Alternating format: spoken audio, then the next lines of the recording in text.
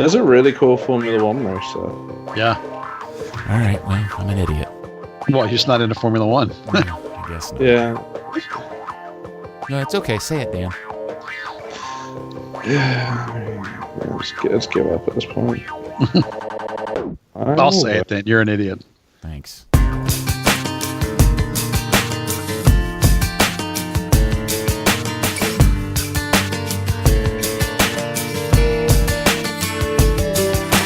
Well, hello there, FC Dallas Curious fan. Welcome to another edition of Third Degree, the podcast, and you have your solid trio together once again. Hi, my name is Peter, and joining me, the happiest man in all of England. Goodness, he gets to brag for the entire podcast all he wants. He gets all the rights. All the way from Luton Town, Dan Crook. Hello, Dan. Hi. I'm very happy and bragging about it.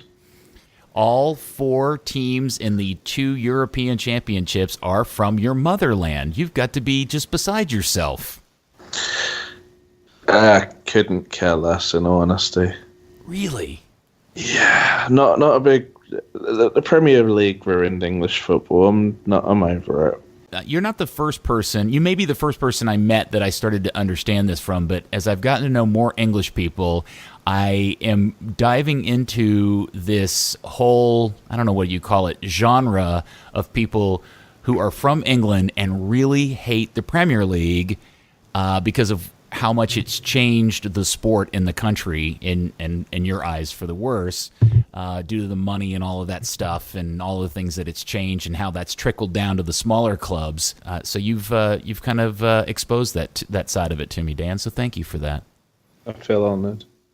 For context of anyone else, it's kind of like those USL fans that don't like MLS because MLS makes its own rules and tells US Soccer what to do. It's actually exactly the same relationship. Of course, we also have founder and co-editor of thirddegree.net, your definitive resource for all things FC Dallas Burn, Buzz Carrick. Come in, Buzz. Hello, Peter. Calling in today from the House of Blues in Dallas, where I'm about to watch the Colt bring the house down. Well, we appreciate... Get out before the roof comes down. Yeah. Well, I appreciate you making time to do this today, Buzz, since you're now going to go see the 80s butt rock band The Cult for the 15th time in your life. So congratulations. Yeah. I'm hyped. Guys, after what now seems to be four consecutive days of soccer's greatest hits, asking everybody to sit down and do some FCD talk feels a little bit like a bummer, I think, but that's what we're here to do. FC Dallas 1, Houston 2. Buzz, is it just me, or has Luchi ball soured into Luchi boring? Well, the first half was a little bit of that. I think the second half got much better, and we got back to the Luchi ball that we expected. Statistically speaking, at the end of the game, we for sure were looking at Luchi ball. We were looking at 89% passing accuracy, 64% possession, 56 duels won, 600 total passes. I mean, that's Luchi ball. And for it to have reached that in the second half with the better play shows you that they still are playing the same way, even on the road. Now, granted, Houston was up 2-0, but, it was effective and working, and it got them back into the game. Now, we have the same problem we've had for all of this season, which is possession without purpose, right? We're not yet seeing the adequate play in the final third. And Luchi knows that's the case. It's one of the things he talked about on Wednesday was how excited he is for the next phase of this club's progression, which is continuing to develop in terms of what they're doing with the ball in the final third, ways to get behind the defense, way to split the lines, skip the lines, be more aggressive. So it's a work in progress, but I think it's still around, and I think Luchi ball's still around, and I think that there will be some tactical situations where they will sit in the deep block, but then there's going to be others where it's going to be back. Specifically, the press has not been as good as we would any of us like it to be. That's another thing Luchi has mentioned is being something that's been good in spurts, but not continuously and not effectively over time. So still a lot of work to do, but we've been talking about how this season was going to be a building and learning season with a new coach and a young team and a young coach, for that matter. All right, for some time. But before you spin off into a whole bunch of different talking points, the thing I want to drive into is, the team looked better in the second half, but I'm not 100% convinced you couldn't make an argument that wasn't because Wilber Cabrera decided to go all defensive flopped, and Luchi made a small adjustment with Aranguiz, and that seemed to help. But I'm not convinced that the changes in the game had more to do with Houston going defensive than it had anything to do Dallas was doing. Well, they didn't go defensive till the 88th minute. Well, Dallas didn't score until the 97th minute or whatever. Sure, but scoring isn't necessarily what we were talking about with Luchi ball. The entire second half was different. The entire second half was more aggressive. The entire second half was better. Yeah, but much more of the ball. So it's like they didn't score till the end. That's fair. Yeah, but maybe they wouldn't have scored. Could you make an argument? I mean, I'd have to go back and look at the stats, but did they put a significant number of shots on goal in the second half before Houston went all defensive? No, but that's not what the question was. The question was, is Luchi ball gone? Are we with boring soccer? And the answer is no, it's not gone. Well, wait a sec. Now, I don't misunderstand what I'm saying. I'm not saying Luchi ball has gone into Luchi boring in the first half of Houston. I'm talking as we go all the way back to the Atlanta game and the games prior to that. We're running through a string of results, even in the two games that they won several weeks ago, where the team was not playing Luchi ball. They were playing defensive-minded soccer. I mean, I literally can't tell you the last time I saw this team come out and high press and play possession and do what we saw them do early in the season. And maybe the last time I could definitively tell you I saw it was in the first 7 minutes of the game in Atlanta. They score that goal, and then they quit doing it, and I don't think I've seen it since then until maybe the last 15 minutes of the Houston game. Well, that's 2 games. I mean, they did it for some in Atlanta. They played pretty good against Portland, if I remember correctly. They for sure did in the second half of this game. Now still not effectively scoring, but I would contend it's only been a couple of games or even a couple of halves that we've seen this. I think they're a long way from it being gone. The bigger issue, and I think what you're picking up on, is when their hand has been forced with Paxton missing, or before when Acosta was missing, when they ended up with a 3-man midfield of so that wouldn't be when Acosta was missing, excuse me, just when Paxton's been missing, you're got of Grezzo, Cerrillo, and Acosta, which is 3 players that are too similar. So that's diffusing some of your attacking excitement and your flair, and it's diffusing some of your connectivity to the front line. So that's clearly a problem, and I think it's a problem that they've identified, and we're going to talk about that again later. But I think that's what you're seeing as the death of Luchi ball, is really just the fact that they had 3 players that are too similar and too defensive in the middle of the field for the last 2 games since Paxton's been missing. Well, let me just clarify what I'm talking about. So I'm going all the way back to the Philadelphia game, where they were very defensive in that game and completely gave up possession as Philadelphia dominated them. The exact same thing happened when they returned home to play against Portland, where they were woefully defensive and got very lucky to win that game. Then they went to Atlanta, and maybe they did it a little bit until they scored the opening goal, and then it went all soft-sided there.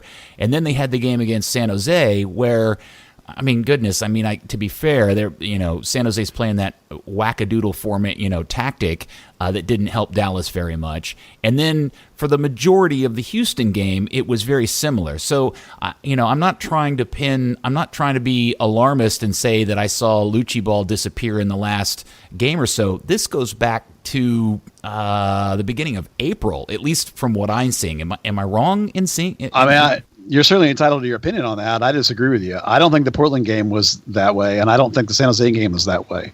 I think Atlanta was, yes, and I think the first part of the Houston game was, but the second half certainly was not.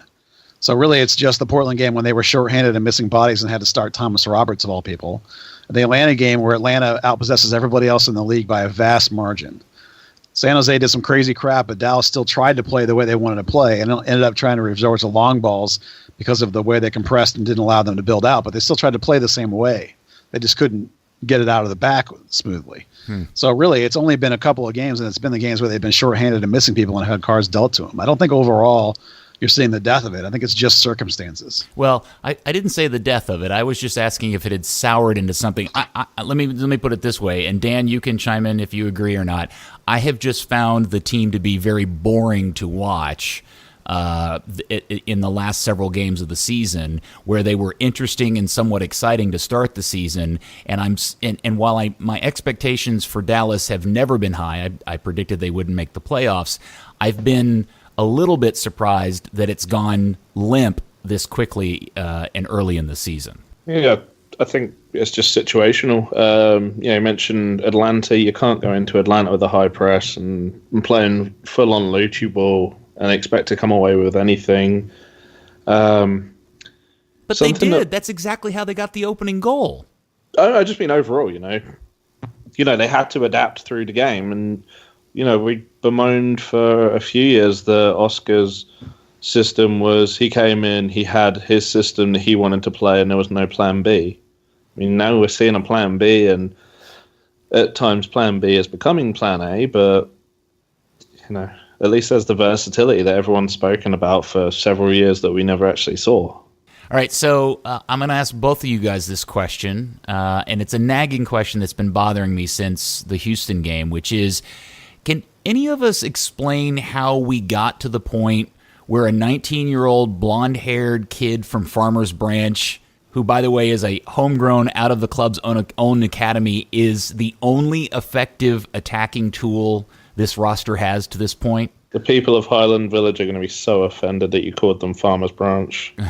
And my apologies. Well, it's a couple of things happened. Of course, one of them is that Aranguis has yet to develop and or blossom and or whatever you want to say, become the Mauro Diaz replacement. The second thing that happened was Mosquera went from being a team MVP type player in the spring to getting a knock and being effective for 3 or 4 weeks and being the kind of player he is, letting it affect him mentally and coming out of his game and not playing the way he was playing before.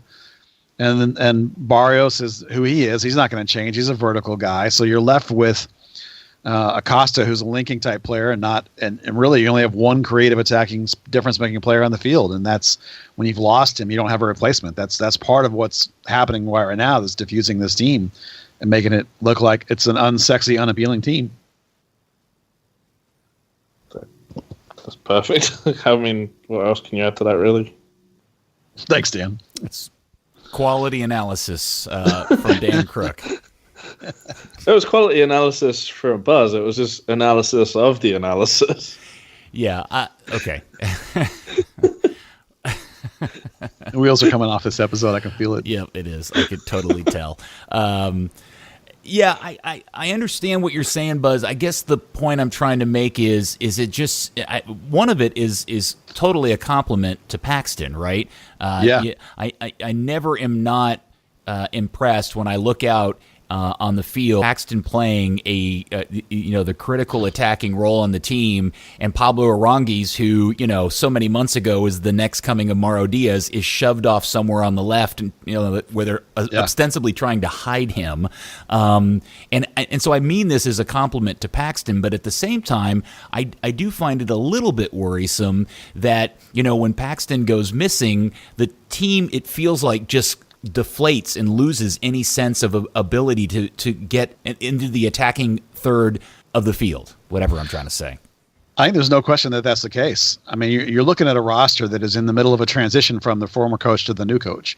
No matter how much Luchi and Pareja were of a similar mind in a lot of ways, and Luchi cites Pareja as a massive influence on him, they're still different guys. They still want different teams, right? You also have to consider that they've got some players like Atuahene and Tuamase who have not panned out, that are early draft picks. That is a difficult position to develop players in. Thomas Roberts, of course, has so much massive potential, but is still just 17. He turns 18 on Saturday. You can't expect him to be a string-pulling, game-changing number 10, when he's 3 years younger than Paxton. It's just right now this team does not have the pieces, or the pieces that it haven't developed. So you're left with one guy. I mean, imagine if Paxton hadn't taken a step forward. Where would this team be if his progression hadn't happened? Right? I mean, Yeah, it would be miserable, and it would be and so that is always better to look at the bright side of this. But we are 10 games into the season, and Dallas is first in possession in its own third, and remains last in the league in possession in its opponent's third of the field. Yeah. I think we can all agree that the attacking part of this thing that Luchi's trying to figure out is still a long ways off from being consistent and effective on the regular. Well, that's for sure the case, but that's always the case. The offense is always harder to do than defense, I think. So, individual instinctual offense can happen with magical players, hence, why Paxton's so successful. But as a team collective, they absolutely have a problem, and they for sure know that, though, as a staff. I mean, that's what Luchi talked about a lot this week, was that's the next phase for us. We have to make progression, and at least they have a base of this possession that they can build from and try and get from it. And I know for a fact that they've been looking around a little bit in the market. They know they're missing some deficiencies. They know that they have some problems. I know they're definitely looking around, whether it be the international summer window, which is far away, but even right now they were looking, they were checking things out. Yeah, nothing happened, of course. I'm glad you mentioned that, because the window did close on Tuesday. And I don't know, are we surprised that Dallas didn't make any moves to add players? Portland went out and set a transfer record for their club in bringing in the second leading scorer in La Liga in Brian Fernandez from Necaxa. The Galaxy went out and got Fabio Alvarez, an attacking midfielder. Seattle went out and signed a former player and a new center back. Colorado went out and got Jonathan Lewis from Red Bulls, and also a center back themselves, and that's just the western half of the league. There's a whole litany of East Coast teams that made massive moves as well, and Dallas didn't do anything other than get rid of Pedroso. And when I look at the roster, when I was looking at it today, dude, it's filled with dead weight. I mean, you've got Atenue and Tumasi, who are we ever going to see either one of those guys do anything anywhere? Then you got Christian Coleman, and then you got the miss thing of the Cobra, Andresnik, who isn't apparently even good enough to make the reserve team. And I'm starting to wonder, did they sign him to some sort of guaranteed contract that they can't get out of? Because by all accounts, he's just sucking air out of the room at this point. They must have. I mean, when I look at all the deals that happened, they all feel like deals that are from, over the winter for this team, and they just sort of had to all wait for the player to be done with his season. So those are all squeezed in under the wire because their other seasons are ending, or they left a week early or whatever. Whereas Dallas did all their business back in December with the players they brought in, and then had their eye on the summer window, which we've known for quite some time because they've been talking about it openly. And I know they tried to go out in the last minute and see if they could get some other things, but you're right. I don't know officially anything about Cobra and his contract. What I can tell you is that in terms of his amount of playing time he's getting and what he's probably getting paid, we'll have to wait until the union releases all that information.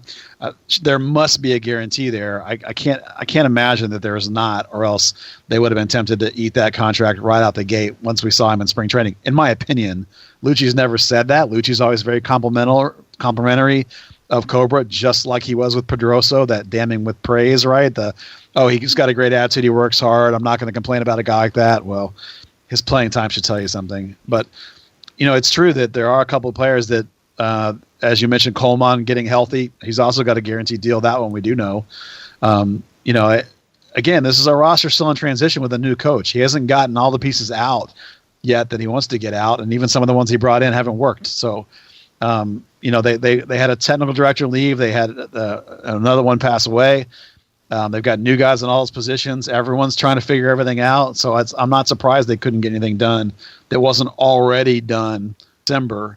Whatever they're working on is going to happen in the summer. And your guess is as good as mine at this point of what it's going to be. But you're right that Luchi's playing with shorthanded. Plus, he's got 2 open senior roster spots. Forget about just dead weight. He's got 2 holes that are empty. So we'll see.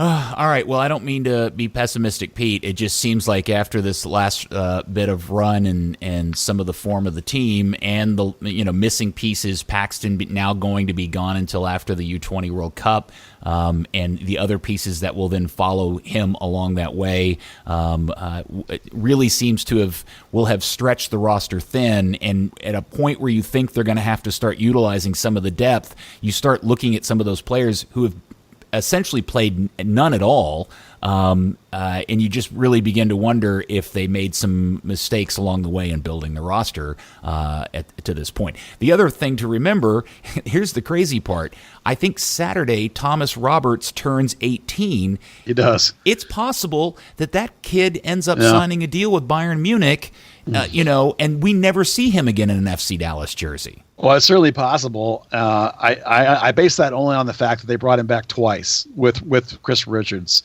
If they hadn't been thinking, oh, this is a guy we want, then when Richards went back for his second 10-day stint, they wouldn't have brought Thomas with him again. So, that to me, that's like, those are all the signs, and and how it happened, and how Richards was then on loan and then signed. Like all the signs of what we know about how these things work point to the fact that they're going to come after him at some point. So is it now? Is it in the winter? It will be Monday, Buzz. It could be Monday. Yeah, it very well could be. It could be at the end of this next season. They're probably not in a rush. He is a playmaker type player. They like to get him into their 19s for a little bit, and see where it goes. But, just what we know about how these things work. I mean, the signs are all there. It's just a question of time. And in the meantime, he scored a nice goal this weekend for North Texas, and we get to hopefully watch him play this weekend, and we'll see how it goes. Yeah. All right, Dan, I'm going to ask you for your thoughts.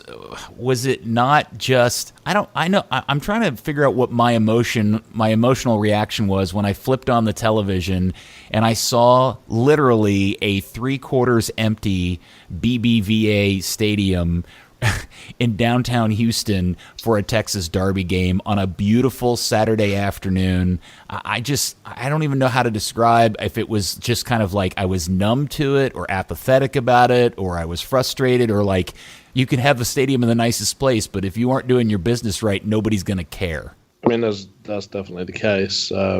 Houston fans are always very keen to point out the lack of marketing presence in Houston, the same way FC Dallas fans will always point to that in the Metroplex. And similarly, they'll say that when they were at Robertson, they had a good supporter culture going, and the front office just kind of said no. A lot of people will point to the Cotton Bowl and saying that while it wasn't full, the level of Hispanic support from there was kind of seemingly detracted as the team moved to Frisco. As you say, you can build a stadium in downtown, but if no one knows your product's there, they're just wondering why there's a giant, horrible orange building.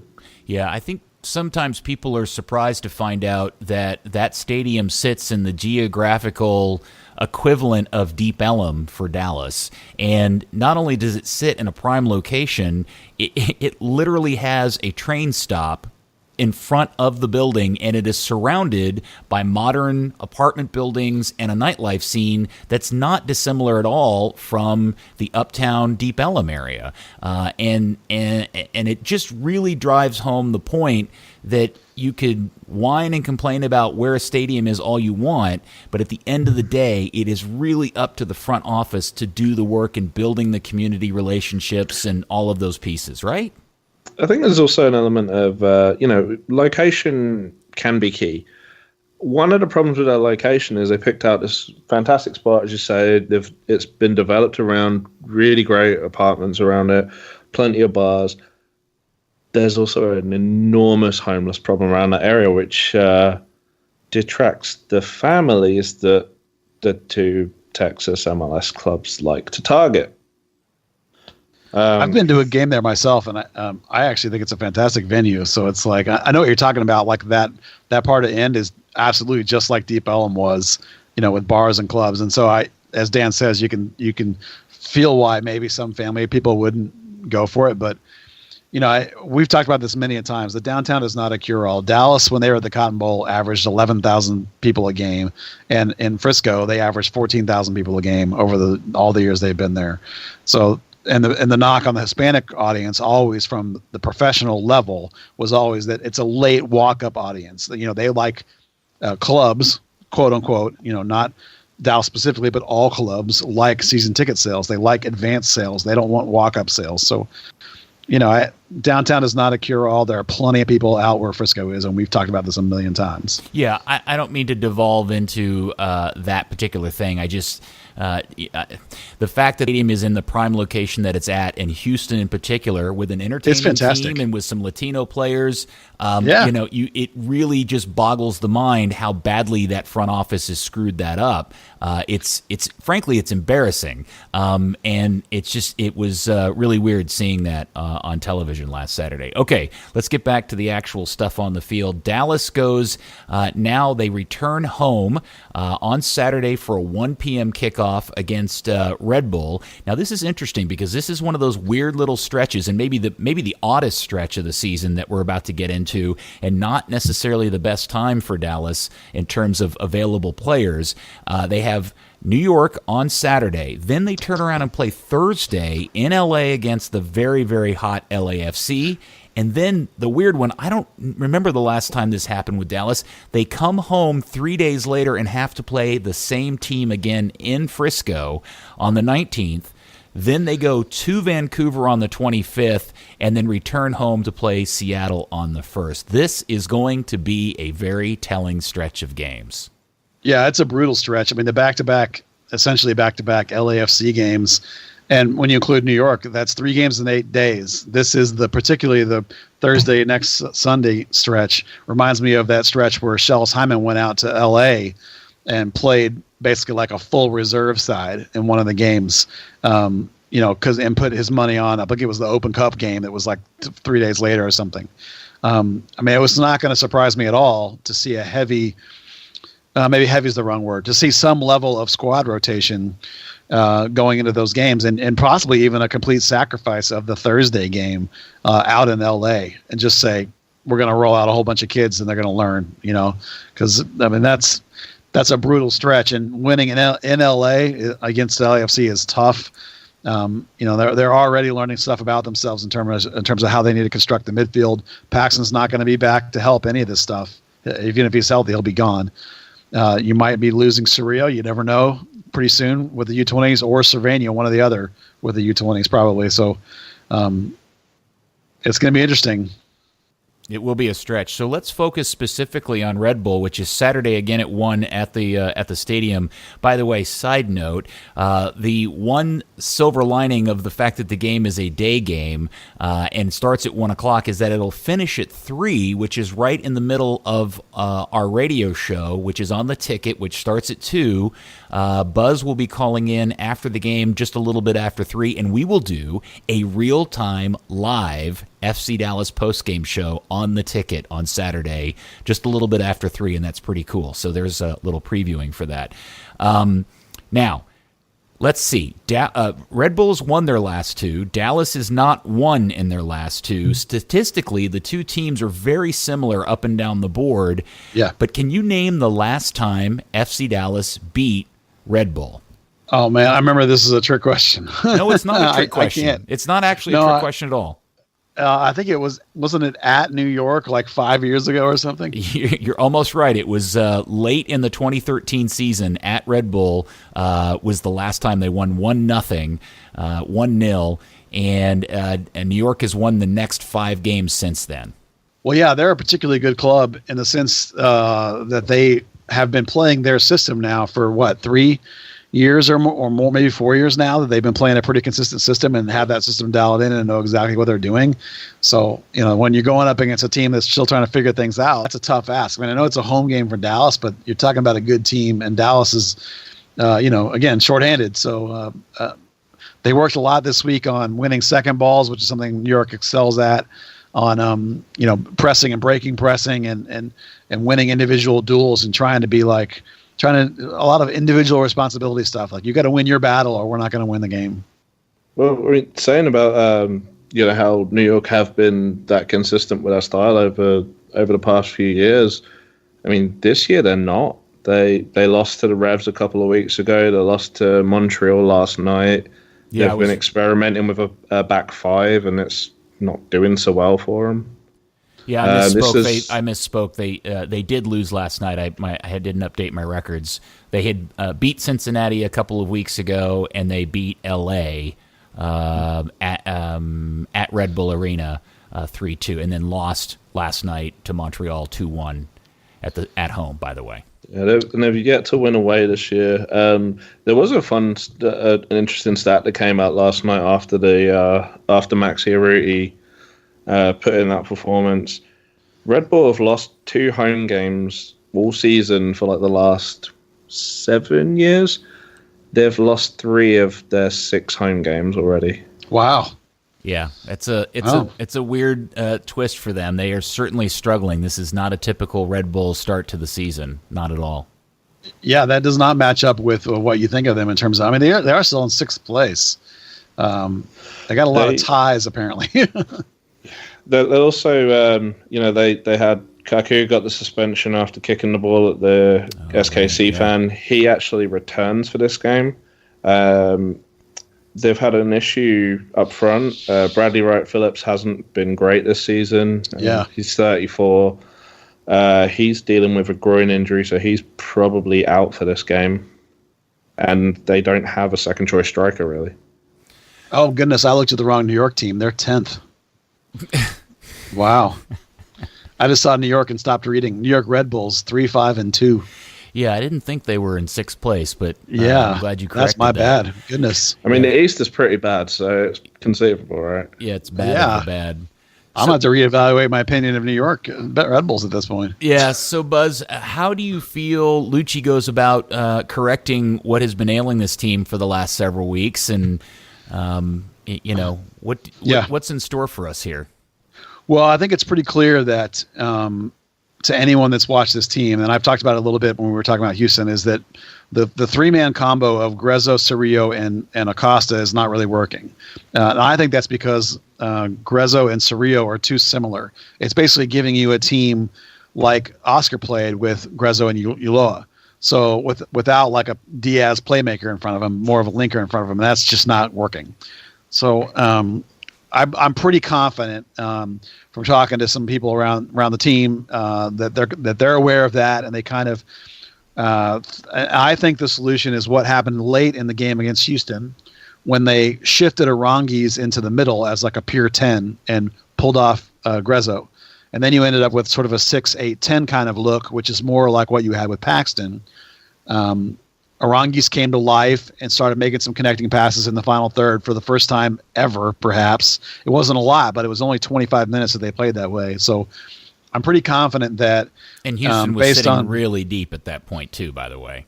Who was? Houston was. They were, but it certainly was better than it was with the other 3 guys. Sure. So, I know for sure that they actually looked at Jesus Ferreira as a 10, some in training this week, too. Play there some with the academy. So they're definitely looking at an idea on the surface of trying to get what they get from Paxton from somebody. So more of a holding mid, linking mid, 10 kind of profile. I think that it's going to be Cerrillo, Acosta, and Arangis. And the reason I say it's that 3 is because there's a chance that Cerrillo could be called for the U20 World Cup. We don't know for sure, but he could be with or instead of Cervania. They leave like May 23rd is the start of that tournament. So you'd guess probably that it might even be a week before that. So it might even be more like next weekend that they could be gone. So the other part of that equation is that Grezzo goes to, if he gets called for Copa America, that's not till the middle of June. So I think that when you combine that with the fact that Grezzo's got a tiny bit of a little something he's working through, he can play, he's fine, but it's like a little bit of What do you mean he's one working? of those little physical, little tightness kind of things, that players get in the middle of the season, where he's maybe occasionally stepping out of training a little bit. It's not a big deal. He's not hurt. I'm not saying that, but it's kind of like when you remember like 3 weeks ago or was it a month ago when Hollingshead had a little tightness and they just sort of gave him like half a session off. That's where Grezzo is. So when you combine all that together, and then you combine the fact that you got these 3 games in 8 days, I think that you're going to see Cerrillo with Grezzo getting a day off squad rotation wise. We already know Barrios is gone from his suspension, so he's out. So to replace him, they looked at Ryan Hollingshead as a right wing because they don't want to lose the verticality of Barrios. They don't want to put somebody in there that's going to play laterally. They want the end-to-end kind of play, which is something Hollingshead can do, as opposed to, say, putting Aranguiz on the right wing, for example, which would be terrible. But and Hollingshead and Barrios are so similar in every way, shape, and form, physically and personality-wise. Nobody will notice the difference. Nobody will notice the difference. Yeah, totally different people, but at least Hollingshead can give you some of that verticality. There really isn't a lot of other options. I mean, there's not another player on the roster that has that kind of verticality. Certainly Cobra doesn't. Coleman, if healthy, doesn't. Jesus Ferreira doesn't play that way. As much as we like Jesus, he's not a vertical player. So, they're trying to find a body on that side. The way Mosquera played when he came in at the end of the game and the way he's been training, Luchi actually told me that he thought that Mosquera's training this week was some of the best all year. So I'm feeling confident that you're going to look at either Baji or Ferreira up top, and it might actually be Baji because when you score, you get an opportunity, right? So that was one of those two Baji, guys. that was the stereotypical Baji goal ever, if there ever was one. No time to think about it. Tap it in from 2 yards out. That's classic Baji. He scored bags of those goals in the preseason, so that's the goal we thought we were going to see tons of. So anyway, either him or Ferreira at the 9. Excuse me. I think Mosquera left. A good chance it's Hollingshead right. And then you're going to get Aranguiz, Acosta, and Cerrillo in the midfield. And that leaves you with John Nelson at left back. I love Retzo Ziegler, Hedges, and Cannon, and Jesse Gonzalez. Now, the reason I say John Nelson and not Bresson is that I think there's a good chance that Bresson is possibly ready. He looked pretty good moving this week in practice. Technically, he's still listed as out, but the IR list is a couple of days old at this point. I mean, they've got Atua Hene on there, and he's cleared. So I think it's a good chance Bresson could be able, but why not wait one more game, let Nelson have a game when you're feeling pretty good about the rest of your defense and the rest of your midfield. And then if you need a Bresson, you can bring him back out in L.A., and he can maybe play a couple of games and when you have this load of games. So that's the lineup I think you're going to see. There's definitely some question marks in that setup, but some interesting things that we might get to see going forward, Well, that's a lot, and I'm all in on John Nelson all the time. I love that kid. I've not seen a minute of anything he's done that I didn't like, and it does make me wonder. I wonder if Mrs. Hollingshead has ever sold counterfeit tennis shoes on Facebook. Right. You've lost me. I have no idea what you're talking about. It's a very, very obscure wife of the soccer player joke that only a few people will get. Yeah, I didn't even get that one. Neither are us of those people. Dan, are you drunk or on drugs, or have you not slept in like 7 days? You sound even droopier than normal today. I played the 5th. Have you been drinking since all of this goodness has happened to English football? Just water. I don't believe you. You're just not very. You're not very participatory today. What's going on? Good question. No, bit worn out from playing yesterday and busy day at work. All the fun things. All right, we'll move on.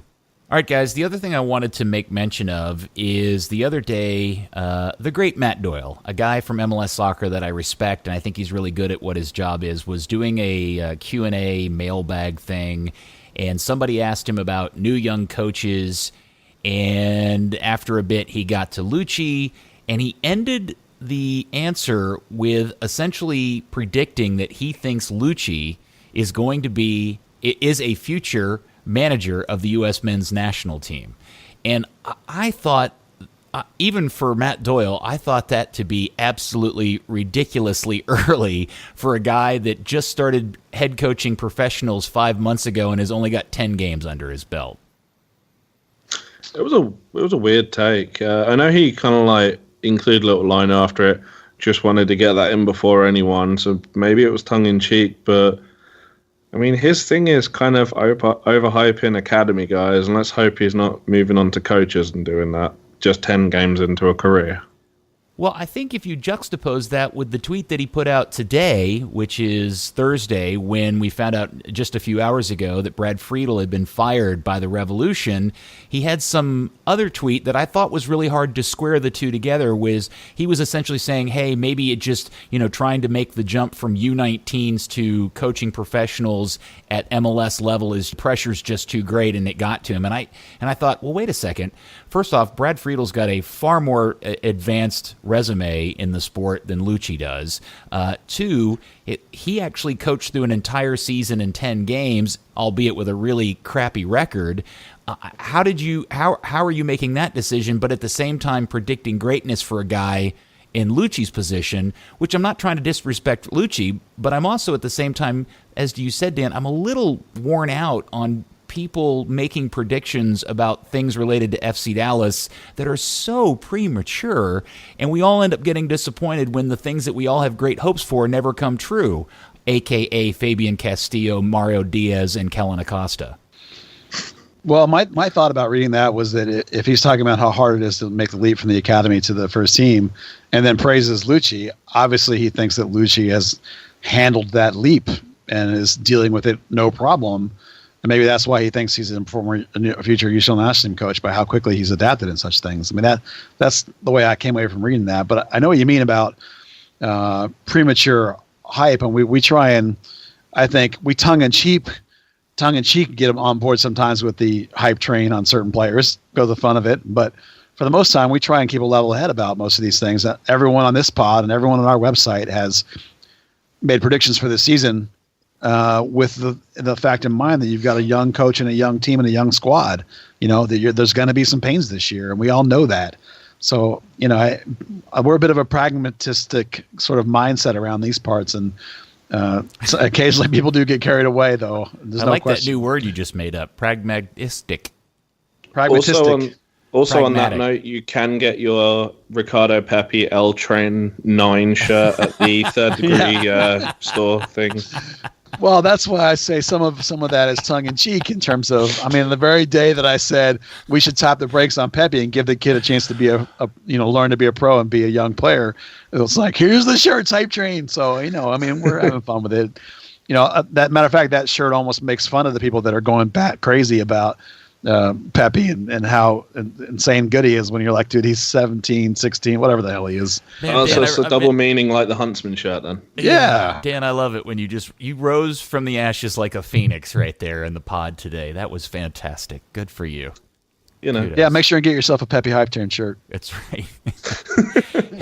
All right, and then in non-FC Dallas news, this is the weekend that we finally get to see, after lots of social media hype, Denton Diablos with their fantastic branding that we love and know so dearly, and Vaqueros are back at it this weekend. And I think Denton starts off their debut game against Dallas City. Tyler I thought they played Dallas crap. SC.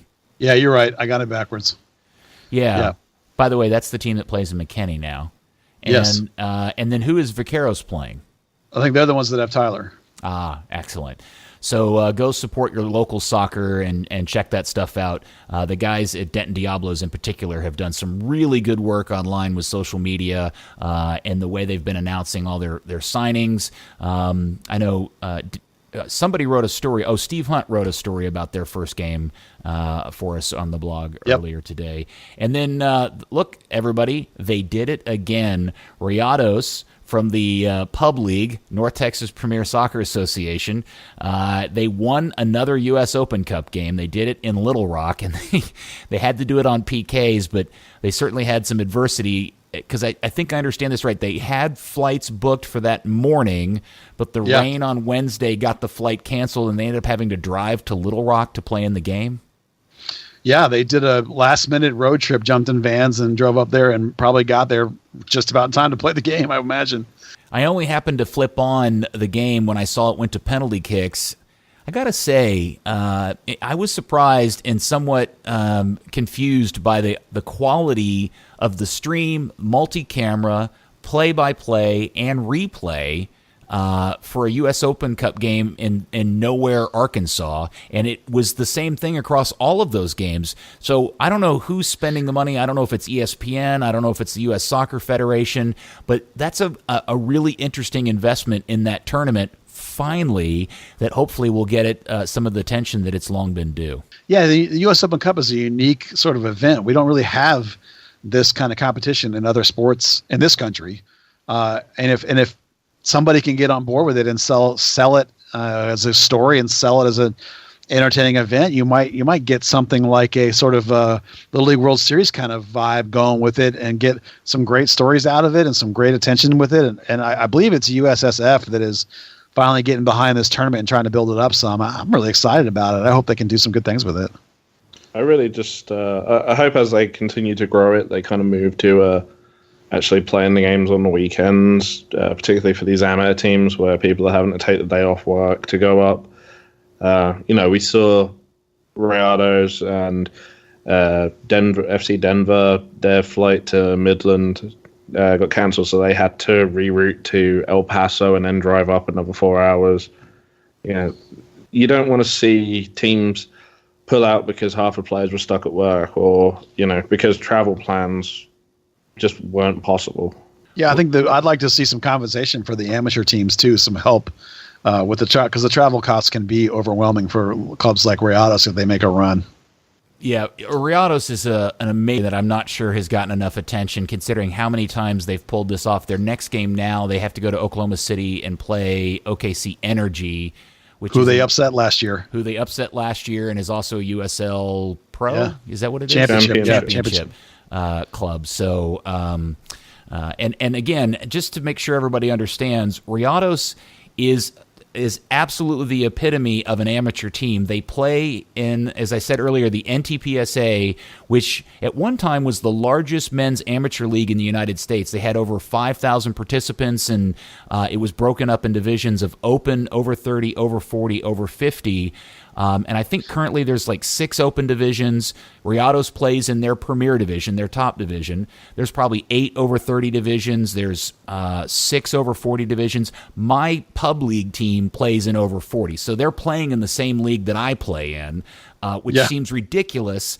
And they continuously achieve well deep into the Open Cup tournament, and nobody will be surprised if they win that game against Oklahoma City next week on the road. Yeah, I mean they're complete amateurs, and they beat these semi-pro teams and full pro teams last 2 seasons now, and even one time back in 2014. So this is the 8th straight year they've made the tournament, which is a record for the modern era for what they call open division teams, which is amateur teams. So it's they're consistently beating teams from full-blown semi-professional and professional leagues. It's remarkable. Yeah. Let's just bear in mind that second to that record is only 4 appearances. Yeah. So, it's a crazy record. It is. Now, in today's edition of Yelling at Clouds, my one recommendation to the kids from Rayados is that when somebody loans you their locker room, you don't celebrate by putting on their football helmets and running around with your shirt off. I thought that probably wasn't the respectful use of somebody's personal space, but again, I didn't just win a Open Cup game, so maybe I'm just an old fuddy-duddy. No, I had the same thought you did. All right. Well, Buzz and Dan, thank you again for your time. Buzz, enjoy your Dad Rock show tonight. Dan, I hope you recover from whatever drunken stupor you clearly are in at this point. I haven't had a drink in a couple of days, actually. All right. But thanks for the suggestion. All right. Well, so FC Dallas on Saturday. We will be back next week. Thank you, FC Dallas fans, for listening to another edition of Third Degree, the podcast. Happy birthday, Thomas Roberts. Please don't leave by Monday. It was nice having you here.